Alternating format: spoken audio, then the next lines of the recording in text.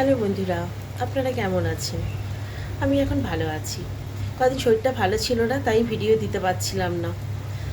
হয়তো এবার রেগুলার দেওয়ার চেষ্টা করব। এখন কি করছি সেটাই আপনাদের সঙ্গে একটু শেয়ার করছি। এখানে একটু কফি খাবো বলে দুধ গরম করতে বসিয়েছি। আর এখানে করছি ওটস চিলা।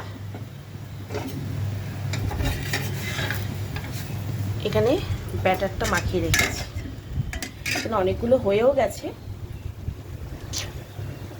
এখানে সর্ষে ভিজিয়ে রেখেছি, কি করব সেটা পরে দেখাচ্ছি, কি রান্না করছি।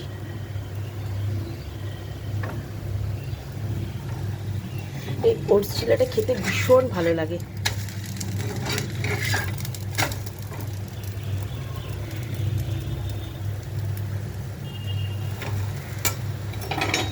এটার মধ্যে দিয়েছি হচ্ছে ওটস, অল্প পরিমাণে দই, ধনেপাতা, পেঁয়াজ কুচি, নুন, একটু অল্প জিরের গুঁড়ো, লঙ্কার গুঁড়ো, আর কিছু দিইনি। দিয়ে পাতলা করে ব্যাটারটাকে মাখিয়েছি।